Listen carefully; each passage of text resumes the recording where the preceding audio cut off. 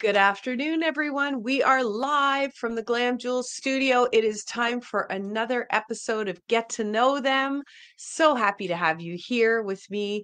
I could do this all the time. I just love talking to people and hearing their stories.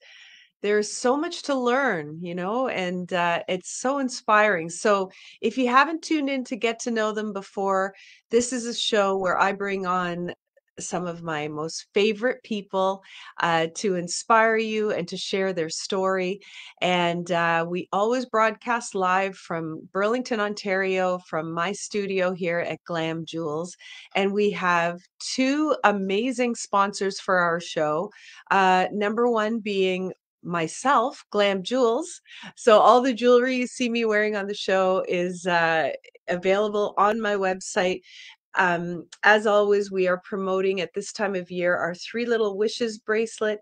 They are $35 and proceeds go to Julie Rock and her family. Julie Rock is a mom with 5 children who is going through brain cancer. And so we collect the funds and help to relieve some of that financial stress. And another thing I wanted to mention, if you are shopping on our website, you go to GlamJewels, GLAMJULZ.com. And if you see something you like and you need it by Christmas, we are offering curbside pickup Wednesday and Thursday afternoons. So just let us know in your order notes, and we will make arrangements with you to come by and do curbside pickup. The other sponsor is amazing, Brenda Badome, who is a wonderful Canadian designer. I'm wearing her lovely Cabernet Sauvignon colored top today, which really gets me in the mood for Christmas. And of course, I'm also wearing her pants, which you can see on my social media. They're beautiful. They're like a nice chocolate brown color. So I love what Brenda has to offer because we don't always have to wear black in the winter. She has other options and everything fits great and is comfortable. So make sure you check out Brenda Badome with 2ds.com and use the coupon code Get to Know Them because Brenda's giving us 22% off of her order, which is so wonderful and generous. I am really excited to introduce our guest today to you. I cannot wait for you to meet Kathy Thomas. I'm going to start by reading her bio and then we will bring her on. Now retired, Kathy is as proud of Green Thumb Landscaping Limited as she is of her 3 adult daughters, 8 grandchildren, and 1 grandchild. All have contributed to a life well lived. Kathy's first husband suffered a fatal heart attack in 1993. Being fully involved in the business, Kathy continued building the company with an enviable reputation for service and quality work. In 2000, Kathy married an old friend, Jack Pluy. Kathy and Jack still live in Burlington and enjoy everything the city has to offer. Aside from the years of assisting John and operating the family business, Kathy is also known for her work in the Burlington Oakville community. She was founding director of the YMCA of Hamilton Burlington Youth Employment Service, the executive director of the Business Advisory Center of Brantford, and the executive director of the Hamilton Business Advisory Center. In 2003, Kathy opened the Bronze Frog Gallery in downtown Oakville. The gallery originally focused on high-quality outdoor furnishings and accessories. It expanded into art, sculpture, gifts, accessories, as well as the original product offerings. The gallery closed in 2013, however, currently continues to operate online. Kathy has been involved in the communities where she has worked since the early days of her career. Some of the community services she has served over the years are Zonta, the Burlington Community Foundation, Landscape Ontario Horticultural Trades Association, Rotary Club of Burlington Central, including 6 years on the board, founding chair of Lakeside a la carte, and 1 term as president. The Downtown Oakville Business Improvement Association. Kathy has been a member of HHSF Board of Directors for 8 years, including 2 years as foundation chair. Kathy is also a board member on the RBG Board of Directors. I met Kathy about 5 years ago at the Halton Food for Thought Breakfast Gala. I was so excited to be seated at the same table as her. A lot of you know Joelle. Joelle had a table with a bunch of women all together, and Kathy was one of them. And I was so grateful to meet Kathy. And I've wanted to have this conversation with her ever since then. So let's get it started. Kathy, Hi there. welcome. I'm so happy you're here. I love your bio. My God. It's Well, like if you live there's long enough, you too can have one like that. uh, Oh, that's so great. Yeah, I just love it. And I'm so happy that we met at that gala. It was so wonderful because I have to tell you, like, way back when you had first opened Bronze Frog Gallery, I remember hearing your ads on, remember 94.7 The yes, Wave? yes. And I loved the ads, and I was like, oh, this is so great. And then I'd pop in the store and just be surrounded by all this beauty, and I never knew the woman behind the business. So when I was seated beside you, I was like, oh my gosh, this is so exciting. I'm just an ordinary person. I Yeah, just, you're a rock star in my mind. oh, okay. I put one foot after the other every day and see where it goes. Yeah, yeah, that's perfect. So Kathy, the first question I ask all of my guests, of course, is what did little Kathy want to be when she grew up? Well, that's it is an interesting question because I didn't really think of what I wanted to be when I grew up. My life is a series of accidents. Like Magoo, he kind of walks along and then drops down, and then sure enough, there's another bar for you to walk along. As a kid, I guess I remember my mother taking us to England when I was probably, I think I was 11, and I wanted to be a stewardess because I couldn't believe that these women were so beautiful. Of course, this is going back into the early 60s. That was one thing. Other than that, I really just wanted to, live a good life. So Right. That's interesting, what you say about the stewardess. I remember that too, like being really little and they were so glamorous, and yeah. then they always had really nice perfume. Oh yeah. I remember that too. I'm like, oh, what is that stewardess wearing? Yeah, yeah, Well, yes. Of course, yeah, times have changed a lot from then. But yeah, I'll tell you that definitely. really, and I kind of just I really was not aware of me as a child Mm, or growing up. I did marry young. I met my first husband was absolutely. I was totally smitten with him. I absolutely loved him to death. He was amazing, and but it was him that really wanted us to get into business, and it wasn't me. As a matter of fact, I remember when he said, "Will you help me write an ad for the Spectator?" And I said, "For what?"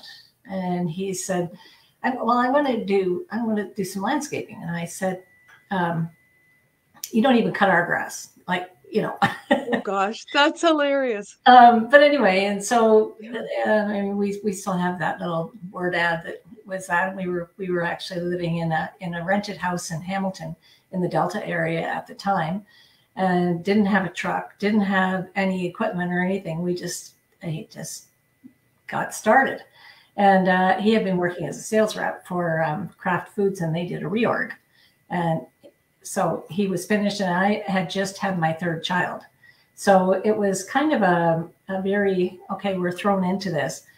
And I didn't, I mean, I always wanted to succeed at whatever it was I was doing that day.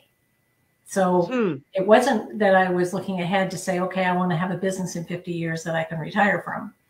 It was, how are we going to get through what we need to get done today? And then as time goes on, when you actually keep on working and doing things, and you start to realize you need a longer commitment than that. You need to get into a lot more visionary stuff to be able to see where you're going, and Mm. and how to make it happen. So that was where it all started, really. Gosh, that's amazing. And so your husband, did he sort of choose that because he saw that that would be lucrative, like there was a need for that type of service, or did he actually have a love, like was he an outdoorsy Totally type of person? loved trees, absolutely loved trees. And he was a grad from Guelph, from the University of Guelph. So he had an agriculture background and agriculture, horticulture, cross, whatever. Mhm. But anyway, I mean, there was a tree in the backyard of his house in Guelph. That's where he grew up, and where we both did eventually. But anyway, and there was a tree, and he used to say to me, and that tree talked to me and told me that my life was going to be looking after trees. And I said, you're nuts. But anyway, but Wow. that was his inspiration to do that. And then once whatever, we were a good team because he did have a lot. He was a really good salesperson, and he really did have a lot of motivation and goals, and didn't want to turn anything down. If something came along that somebody wanted, then he'd say yes. And then Kathy would come in and figure out how to get it done. That was So, really what it was all about. It was, wow. I was the troubleshooter, the problem solver, and that was the way it was.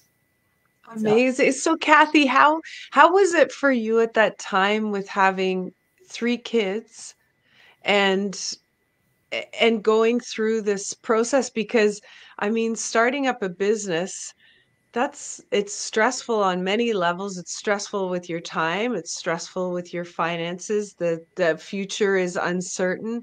So you were at a very delicate point in your life where you were like, where people are like, I need stability right now. I've got these mouths to feed. And were you scared back then? Do you remember? well, I can add another couple of pieces to the fabric of this story, and that is that the house that I rented in Hamilton was a 5-bedroom home, and I used to rent rooms out to it was to women. That it was like, I initially started off boarding, and then I said no, I'm not making dinners anymore. So then I actually rented rooms out, and so we were almost, didn't really do a lot of that at the time, and this is 1971. But one of the girls actually was unemployed, and so she used to look after my kids. Well, and I used to go and work with John, and we just did all kinds of stuff. Yeah. Wow. That was when I was really physically fit in his case. But that's kind of how we got started. In 1971, we were just coming out of a bit of a downturn. What really was and then the economy was actually quite good in the 70s. And we did so much work, like a lot. And we grew. We moved out of Hamilton and moved into Burlington, and bought more equipment and did all kinds of stuff. We got a lot of good work. But then the recession started in 81, and we were down to shoestring. It was a good thing that we were capable of operating on a shoestring anyway, because we never really had gotten to the point where we were excessive in any way. We always knew what our finances were. We always knew what equipment we had. We always knew all those things. And so when we got into the recession, it was very hard. It was the worst one. I mean, there was a 91 recession as well, but it didn't feel nearly as bad as the one in the 80s. And that's when I actually decided to sidestep. I was always doing stuff in the business anyway, but I sidestepped, and then that's when I became founding director of the Youth Employment Service in Burlington. And so I thought, okay, I need to find another outlet here. And so that's what I did. So, yeah. Incredible. Wow. So, and how long were you there, Kathy, with them?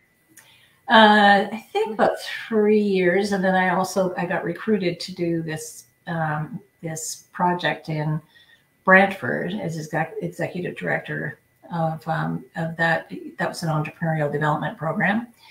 And I was there for a couple of years. And then I came back to the business again full time because John really needed me, and because we were back into starting to grow again.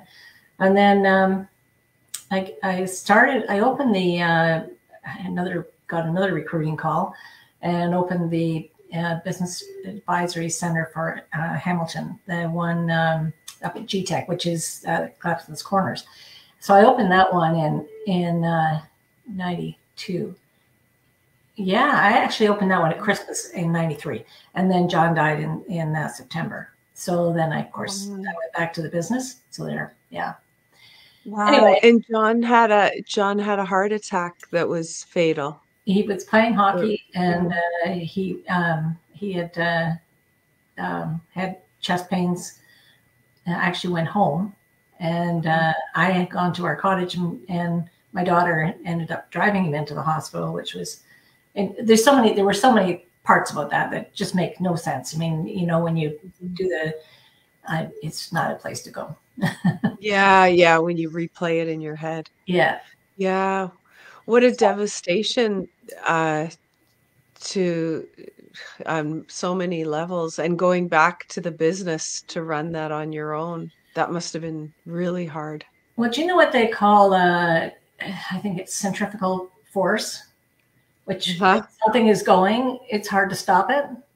That's exactly what it was. It was like, okay, there is no stopping it. I've got to keep going because there is no stopping.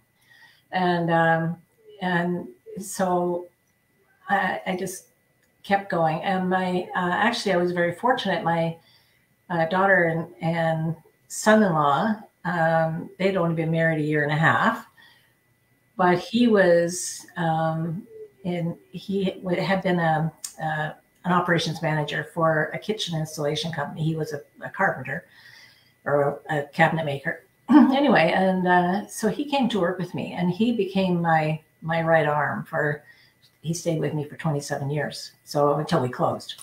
Well, we didn't close. We just, sold. Yeah. But yeah. Fantastic. That's good. So, and then the Bronze Frog Gallery was born. And so you have to tell me about how this came to be. Was this a passion of yours that was? Right. So a couple of things, again, the stars align, right? So a couple of things happened. And one was that I had always been on my husband's coattails as being, his right arm. I wanted to be the one that had the body, I guess. Yeah. Anyway, so I always wanted to do something myself. I remember him and I even talking about it, because he said maybe I would, instead of doing all these entrepreneurial things, maybe I should go and do something as well. Anyway, so, and then I also wanted to connect Green Thumb to Oakville better, because we did a lot of work in Oakville, but we knew it was really a good market for us, that a lot of our clients really wanted the top quality work, and they were willing to pay for it. Whereas a lot of other communities were not quite in that same, mindset. And so putting bricks and mortar with the business was kind of a good way of marrying up the recognition of the name. And initially the idea was to be garden related. And we had a small studio where our landscape architect was working. And then that was the initial thing. But you're an entrepreneur as well, so you have to be light on your feet. You have to change according to what's happening around you. And when you're light on your feet, you say, okay, this isn't working out the way that I had originally envisioned it. And so what can I do to make it work? And so that was, and the retail space down there in Oakville is crazy expensive. Yes. So, yeah. I'm like, absolutely. I don't know what it's like now, but it was. So I had to make every inch count of that place. So then we moved the architect out. I brought in outdoor furniture. I brought in all kinds of outdoor sculptures and that sort of thing. And then we had walls, so we put paintings up. And I had met Anna, who was she was our main artist, I think. Although we had several, but Anna Razmovskia was and still is a good friend. She's done amazing work, and she's done so well. So we would have that. I had a visit from Matthew Milne at 94.7. You mentioned that before. 94.7 was, I absolutely love marketing. That's why I love the way you do stuff, because I could get really excited. If I was going to choose another career and I was 20, it would be in marketing. I absolutely love it. And the reason I love it is because you're not so much as you know, there's that sort of that nasty kind of relationship between marketing and selling. You're not selling. You're connecting people to something that they didn't know about or that they want, and can actually see a value for. So I actually started doing my own radio ads, and I did those ads for I only ended up doing 10 years of my lease. I decided that, you know, that's enough. I was getting into my 60s. But I think I probably did about 7 or 8 years of those ads on 94.7, and people still recognize my voice. It's kind of crazy when you think about it. My voice doesn't sound quite the same as it was, and I am getting older. Don't tell anybody that. No, that's our secret.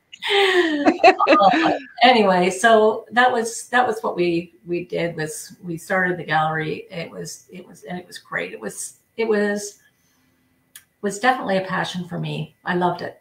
Anyway, it was, and we did go through some hard times with a couple of really soft years on 2008 when, you know, the Americans certainly suffered more than we did, but we had a change in whatever. But, you know, I had some great clients, and I still have some great clients who call me up and say, can you help me with this, or this? I've got a gift I need to get for a wedding, and, you know, this is how much I want to spend. And, you know, so it's cool. Great. So you'll source those things for them now. Yeah. Find things for them. Yeah.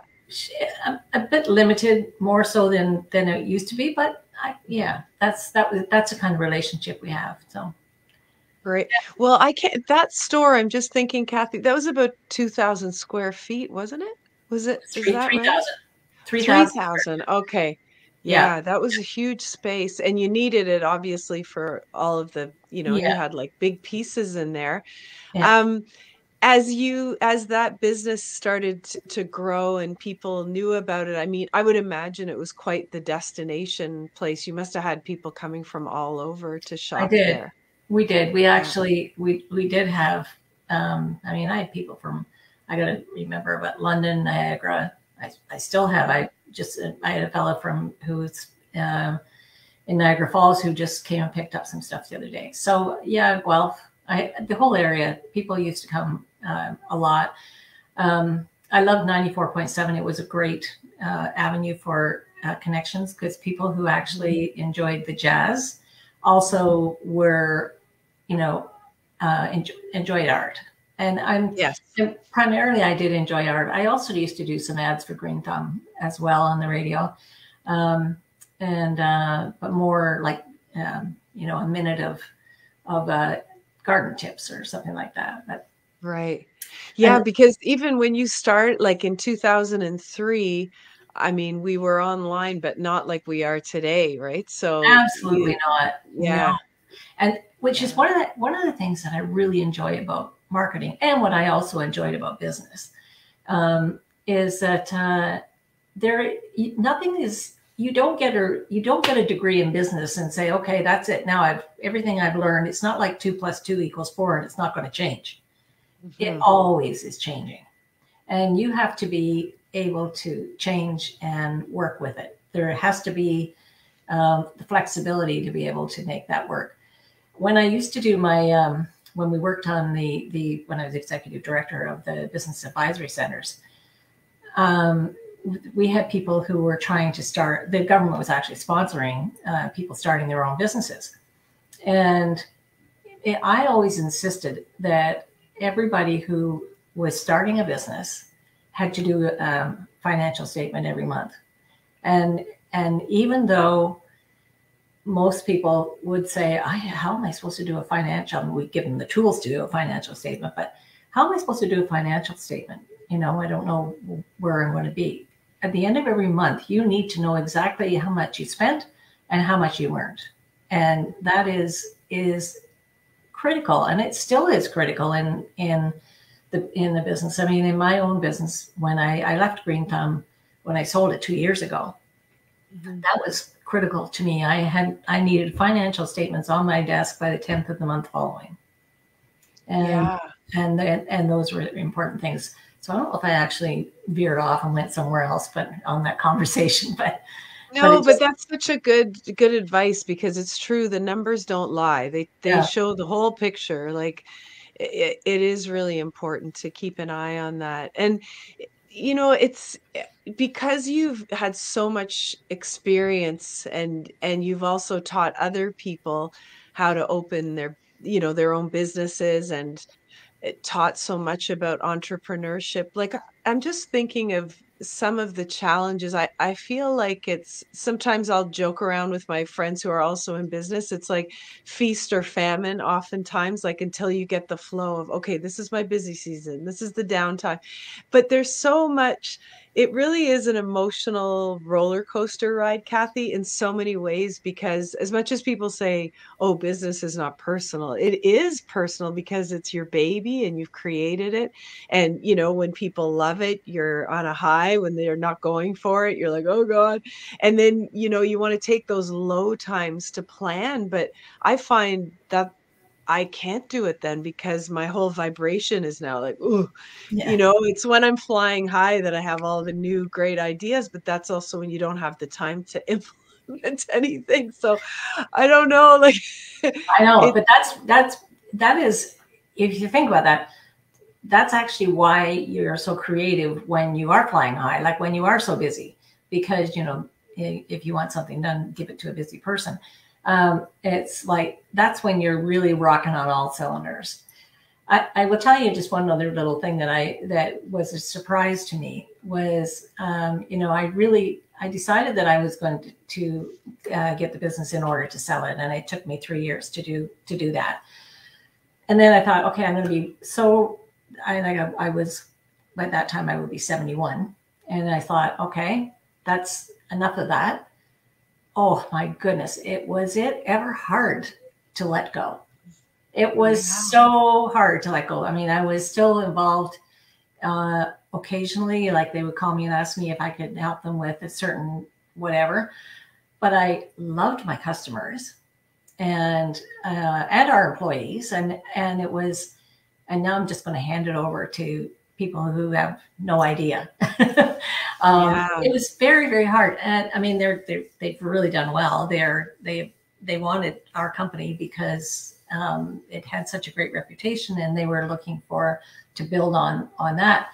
But boy, I tell you, it's hard enough starting a business, but wasn't prepared for how hard it was going to be to let it go. So, yeah. Wow. And how are you feeling about it now today? Are you? Well, how it is right now, that's why I travel so much. Good. I get out of town whenever I can. If I don't see it, then I'm okay. Yes. But, I do feel I'm much better. Last year was a hard year. It was really a tough year. It was quite emotional and very, I didn't really know whether I was in a position to be able to give advice, or if people were going to listen to me.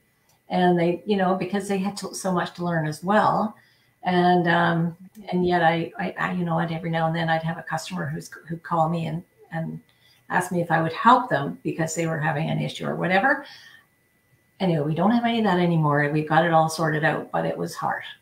So. I can imagine. And because you built this like community-based business, right? You're seeing your logo all around town. It's like, oh my God. Yeah. Yeah, that's Well, Yes, I actually always used to joke and say that I had 4 kids, and the fourth one was handicapped. I mean, I don't know if that's the right way of saying that, but you know what I mean. Yeah. That was a business, and it Yes. needed me more than my kids did. It was really critical. So, yeah. That's so true. I find, Kathy, like one of the hardest things sometimes in business is delegating. Yes. That's a hard lesson because you've just described it. It is like a child, and you really get a sense of when your energy is in it, the payback is so big. Yeah. And when it's not your energy, it's just not the same. But at the same time, we need help, and it is hard, I find sometimes, to ask for help or even to just identify like what kind of help do I even need? Like Right. what can I sort of give to other people? So what yeah, how do you see that? Okay, so you get kind of caught up when you're first starting. So you start doing something that you're either good at or is part of your education or whatever. You start doing that you might be really good at what you actually do, but are you really good at business? And you have to learn that business piece. You don't just fall into it and say, okay, that's it. So one of the things, like my late husband, what he used to say to me was, I have to learn to put the shovel down and let somebody else pick it up, Mm, because I can probably work rings around anybody because I'm motivated, blah blah blah, but I can't do the work of 10 people. So even if they don't do it as fast as I did or as efficiently as I did it, I've got to let them do that. So, and I think I learned as well that I can't possibly know everything. I need accountants. I need a lawyer. I need to trust these people that are going to represent me and look after me. I have to build those relationships with these people, the marketing people, all the mm, people that you need, your suppliers, as well as your customers. I mean, obviously, your customers, you have to build relationships with them. But uh, so there were some pieces I would never let go. I definitely would drop in on my customers quite regularly to make sure that things were getting done the way that I had wanted them to get done. Um, our suppliers, same thing. Our employees, like, you look after the whole piece, mhm. but you can't do it all yourself. And No. learning how to let go, and especially when your finances are not in enough good shape to be able to hire all these professionals, you're saying, holy cow. Yeah, that's right. And I think a lot of people like even for me, there was a time where I had like 8 employees, I was doing wholesale across North America. And then, again, the numbers don't lie. You sit down, you start looking at the numbers, and it's like, we're working a lot, but maybe this isn't the best business model. Yeah. And then COVID hits, and I think a lot of entrepreneurs have had that experience where they had to let people go. And now in the meantime, we're all like re-looking at our business and saying, now, do I really need to hire back? Can I contract out? Like, how can I be more efficient? How can I build systems in my business to help me to be more productive and, still have a life, but not have the overhead that I once had, right? Exactly. So, yeah, Yeah. yeah, You yeah. know, um, you hate to think that when you're in such a people centered business that it's all run, all that money is the most important thing. Mhm. And obviously it is, and it isn't, because you've still got to manage to grow. So there's that thing about risk and reward. If what is the risk if I do this? And yes, what is the reward if I do? And what am I going to miss if I don't? So there's a lot goes on in your head. And so because I was in business for 50 years, by the time I actually got to the part where I'm out of it, at the end of my 50 years, I couldn't tell you you know what they say, I didn't even know what I knew, because it was just, Yeah. it was just part of who you are. It becomes a part of the way you think. And, you know, all the lessons you've learned, you don't even know that they were really lessons you've learned. You just think that they were always with you. Yeah. Yeah. Yeah, it's amazing. I was saying to last week's guest, he's an entrepreneur as well, and we were just saying how you really, when you're in business for yourself, I think you get to know yourself better than Oh, anything. Like working for someone else, there's just something missing. You don't quite get that, but yeah, you really know, and it tests your patience, and it it's yeah, it's just constant. You're right, like a kid, like it's but more constant, like constantly testing, testing, testing. Here's another lesson. Here's another lesson. oh, for Yeah, sure. You know, yeah, but you know, going back to your first question, what did you want to be when you grew up? Um, you know, I never ever in a million years, in a million years, if I'd lived a million lives, would think that I would have stayed in business for 50 years and worked in the business for 50 years. And, you know, there were a lot of times I wanted to leave, but I didn't know how to leave. Or there were hurdles that were really, really hard to jump over. But when you got through them, it was like, okay, suck it up, let's get going. And, yeah. and you also learn that, you know, when you're at the top, it's your fault. Everything. Hmm. It's your fault. It's so true. There's, you know, somebody makes a mistake. It's not their fault. It's yours.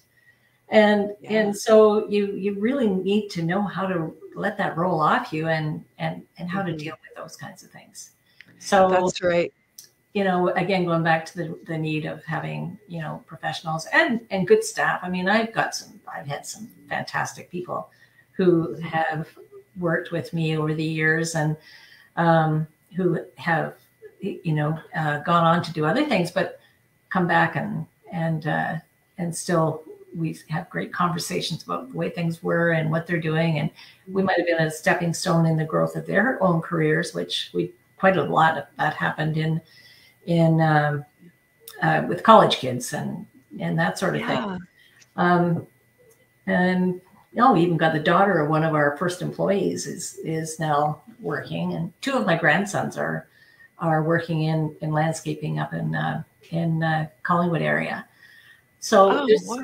Yeah. there's a lot of really good stuff that comes out of this. Yes, you see how you affect people and how I love, sometimes I'll run into a customer who's now like maybe she's in her early 40s and she's like, I remember seeing you at Spencer Smith Park when I was a little girl and now I'm doing pottery or whatever. Like, you hear these things. You inspired me to make something with my hands. It's like, oh, really? Wow, it's so nice. Yeah, Yeah, it yes, I would not trade that for anything. no, That's that is, you know, I mean, and I guess the other thing, being a family business, everybody in the family is in the business. My kids all mhm. knew how to answer a phone and take a message when they were 8 years old. I mean, it was just like, okay, and make sure that there's nobody talking when the phone rings. Everybody has to be quiet, and Yeah, all those kinds of things. Because that's if we were answering the phone at home. But you know, they're great lessons. I mean, all my girls are very successful in their own rights, but yeah. those are lessons that they learned.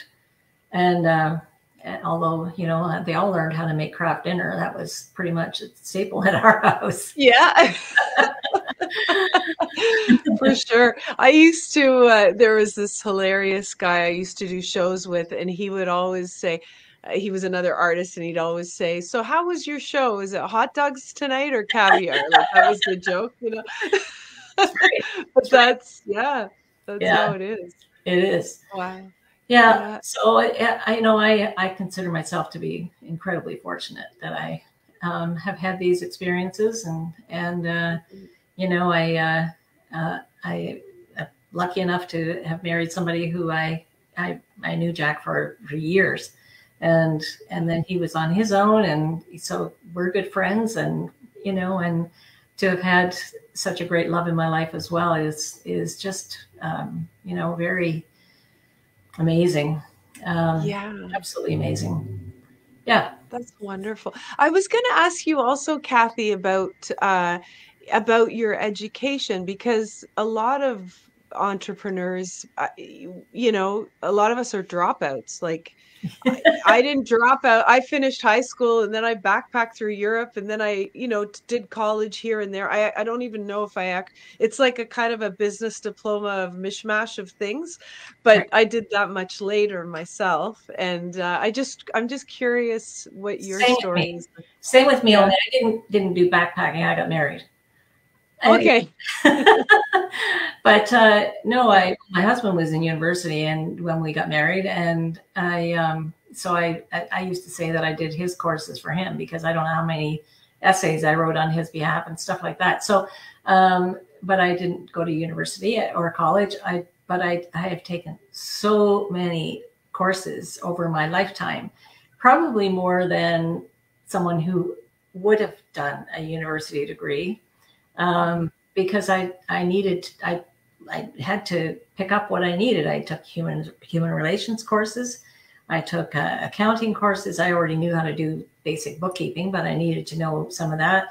All of the marketing, mostly to do with employees. I learned tons of stuff around how to do that. That was just, the reality of growth was, what do I absolutely have to know, and how will I get that information? And there's you don't have to go to recognized school, and what you said about a lot of them being a lot of entrepreneurs being dropouts. I was at a funeral yesterday for a very dear friend years ago who just passed away. He was 80, who came from Italy with no formal education, but he had a construction company, a jewelry company, an importing company. I think there was one other that he did as well. But anyway, he had 4 businesses that he was successful in all of those, and yet he never formally had education. And I knew him when he throughout all that time, but in construction, he knew how to write his name, and he knew how to read the basic stuff, but he always got along really well. Figured it out because he did the same thing as we're talking about. He's basically built relationships and people he trusted, and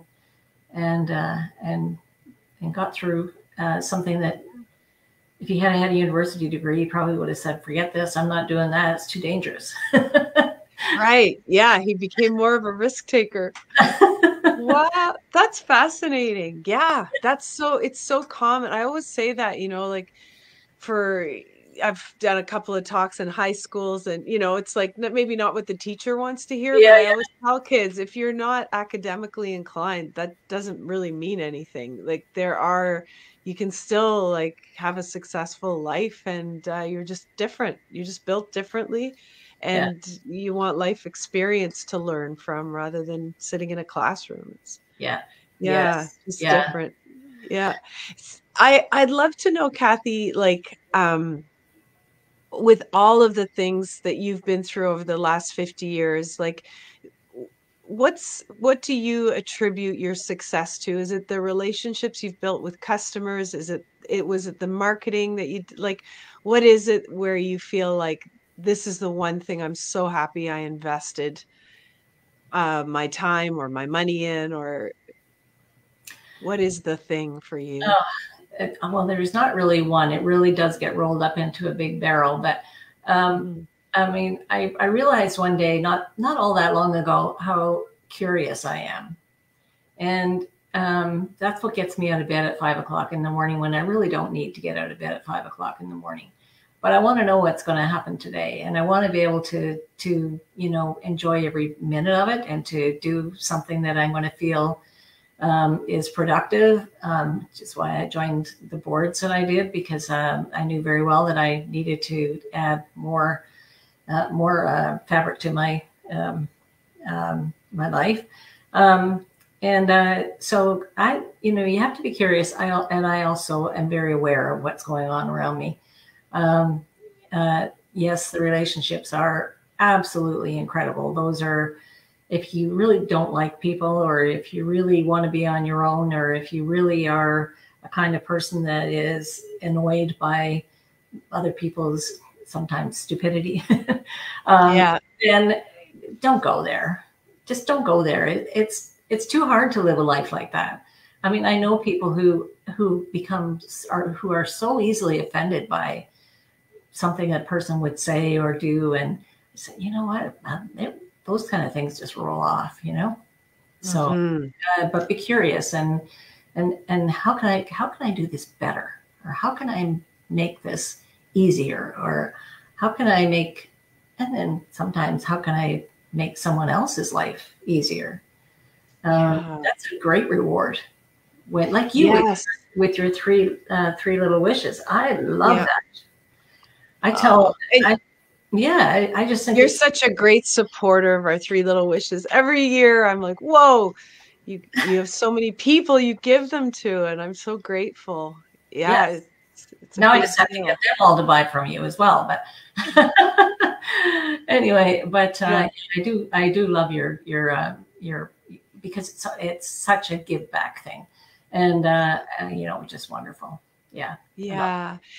Thank you, Kathy. And Kathy, did you have like time in your business where you would uh, just like shut the doors, turn everything off, and really do like a whole planning sort of strategy so you knew what was kind of going on for the year? Or I think that's another thing entrepreneurs struggle with is just the constant interruptions. I mean, a lot of it we do to ourselves. We're checking the phone and all that. So putting all that aside, but did you always plan sort of strategy sessions? Like even you and your husband, did you do that back when you started where you really focused on this is what's happening? Or was it more of like, I don't want to say fly by the seat of your pants. Obviously, that's not how you built your business, but sometimes, I mean, sometimes my best ideas come when I'm flying by the seat of Yeah. my pants. So yeah, how was that for you?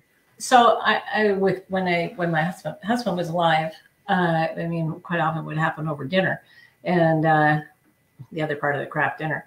But Yeah. anyway, but he and I always had uh, several conversations in a day about where we were going. And then in the wintertime, because we did snow plowing, but we actually also had some downtime during the winter, we would Mhm. start working on our spring back in January. And we would make lists up of things that needed to get changed, our budget, what was it going to be, things that we wanted to improve on, how was our marketing going to be done this year.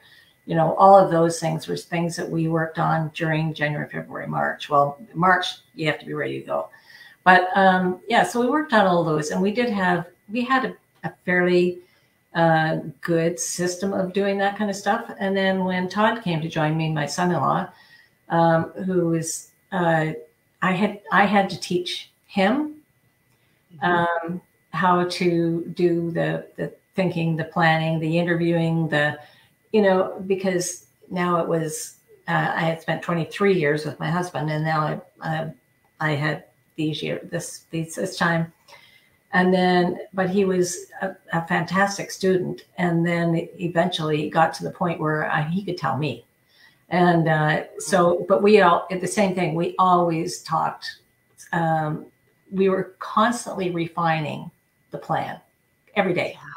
It's tweaking, fine tuning. What was the crew, what was their revenue yesterday, and how did they get, did we time it wrong? Did we time it right? All those kinds of things. So we were constantly tweaking, but we did have a plan. Yes, we always had a plan. Yeah. Yeah. Oh, that's great. Wow.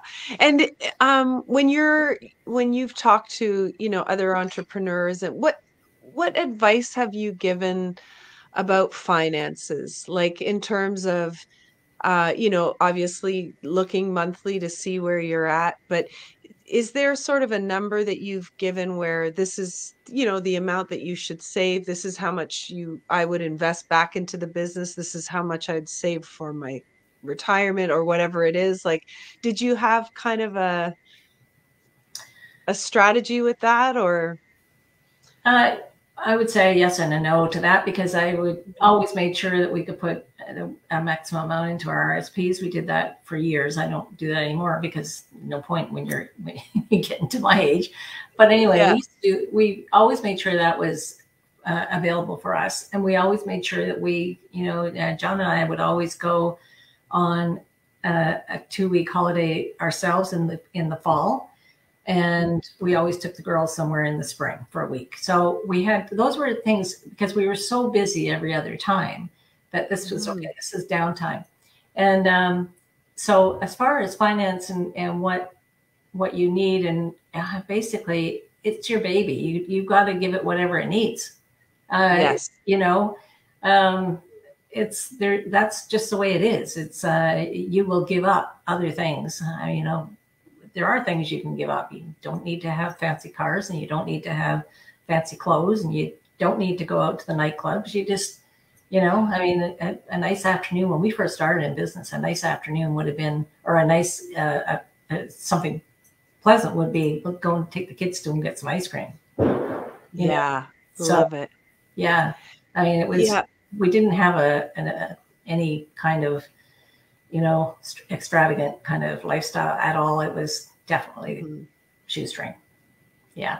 What's so interesting about that? You know how they say, like, everything in life, you kind of, as you build and you grow and you get to these places that you've always dreamed of, I always find, and I think a lot of people find, you romanticize the most about when you were first starting. And, like the ice cream with your daughters is probably such a beautiful memory and a special time, and it meant so much. Like I feel that way sometimes. It's like when I used to work for Canada Post full time as an account executive, and I had no money problems. It was just, Right. had this nice paycheck. And then I took the jump to leave. But I remember in those years, it was like nothing was satisfying. Like I would crave sushi and order sushi and go Yeah. buy this outfit because I had the money. But now, when you have your own business and you have to watch it, more, you don't know exactly when the money's coming in. So you always have to be, all these little things are just so, I'm so grateful, and it's like, okay, we can go out for dinner and we can, Yeah. it means so much more than yeah, you just don't take it for granted. And you've earned this revenue yourself from something that you created, which is a totally different energy than working for someone else. Not to say there's anything wrong with working for someone else. Right. That's not, We need employees. yes, exactly. Yeah. Mhm. Yeah. Awesome. It's amazing. Oh, Kathy, I love your story. I'm so happy to know it now, the whole journey, and Well, thank you so amazing. much for it's an honor to be asked to do this. I'm really pleased that you reached out and asked me. Yes, absolutely. I'm Yeah. delighted. Oh, Yes. wonderful. I'm so glad. And I wish you lots more trips with your favorite people and enjoy all the things. And yeah, it's great. Yeah. All Thank good. you, Kathy. I'm Okay. going to put you in our virtual green room and then I'll come back to you in just a minute. But thank you so much again. Okay. Thank you. Thank you all so much for watching today. Kathy Thomas, what a star. I just love her story. As always, this show will be uploaded to YouTube, so make sure if you are watching us on YouTube, you subscribe to our channel. go ahead and check out brendabadome.com. Use the coupon code Get to Know Them and get 22% off of your order. And as always, you will find your matching accessories on my website, glamjewels.com. Keep on showing the world your sparkle and have a very, very Merry Christmas. Happy holidays to everyone. And we're going to take a break next week, but we'll be back in the new year with more amazing guests on Get to Know Them. Have a great day.